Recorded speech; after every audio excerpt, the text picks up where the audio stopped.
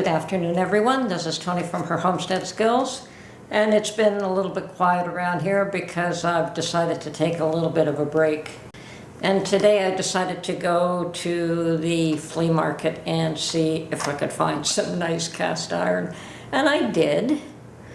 I found one retailer had 2 Dutch ovens, one of them being a large lodge. Unfortunately, she was looking for $100 for that item. And the other one was a no-name, smaller, probably a 5-quart, but I already have one of those as well. So I do have all the Dutch ovens that I want. I wanted a small one, and I have that one as well. So I have, I think, at least 3 at this point. I have the great big one from Canada and a couple of lodge pans, I believe. Anyway, I don't know anymore, but I know I have at least 3. Plus the one that has the glass coating, I forget what you call it, the enameled one. Yes, I have an enameled one as well. So, and I believe that's almost a 5-quart, 4.7 or something like that.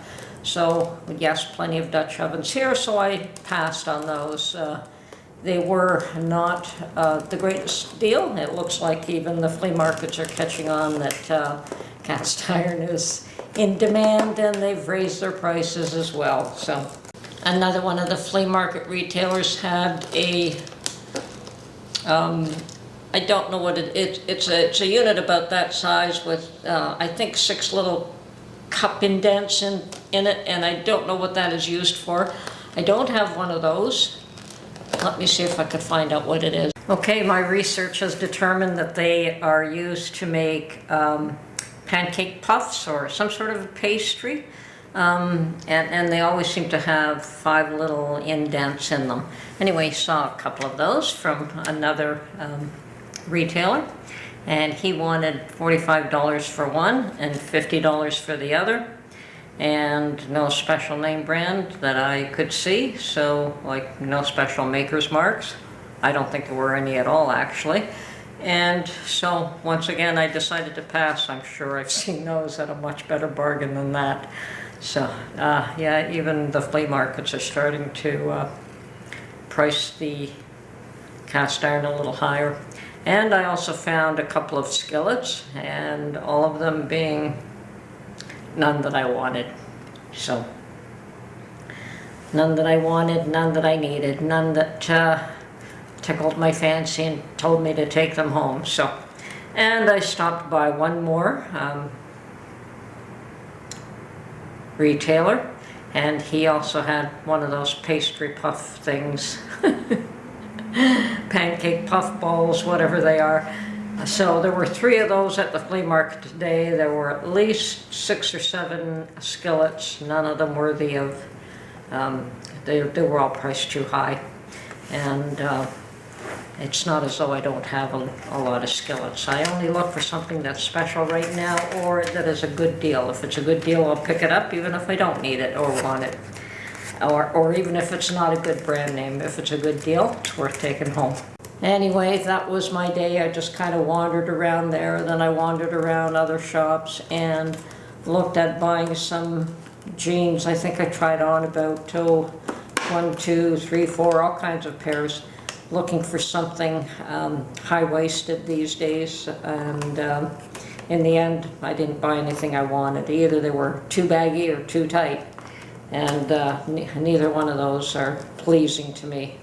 So if it's too baggy, I look like I'm floating and swimming in it, and because I'm thin, especially the legs.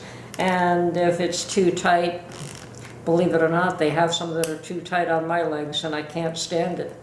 So, didn't bother with any of those, and decided just to come home. Now, where did I spend money? Oh, I had to buy gas. So I did spend money after all.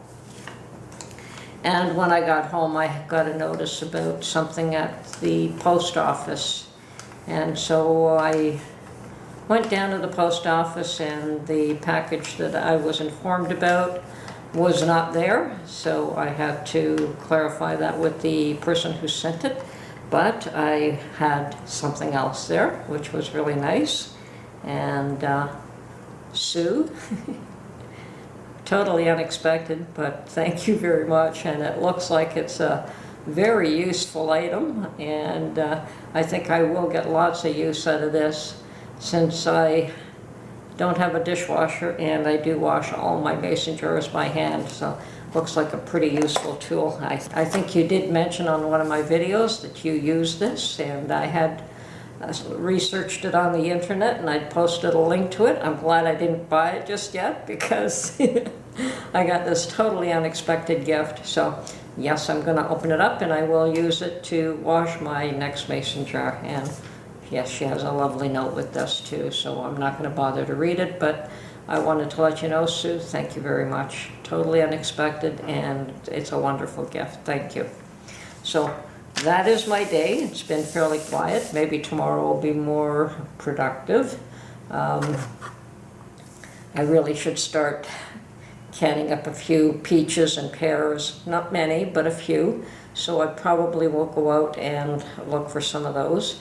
And apples. I'm waiting for, and apple season should be just about around the corner from now. And of course I want to make apple chips, like dehydrated apple chips, apple sauce, apple butter maybe, and definitely apple vinegar. I have used up a fair bit of my apple vinegar, but I am really enjoying the flavor of the bread and butter pickles, where I use the apple vinegar and the regular white vinegar. So it makes a really nice brine. The taste is wonderful, and I actually pull out those jars of bread and butter pickles, put a few of them in a dish, and just eat them like that with nothing. So even though I have 40 jars of those, I probably will eat them, and you know, there may be some left for next year. I don't think I'm going to go through all 40 of them this year, but one never knows. And yeah, that's it for today. It's a quiet day. I just wanted to say a very special thank you. And yeah, no cast iron for Tony today. Maybe another day. Anyway, hope you enjoyed this very quick video, and we'll catch you on the next one. Bye for now.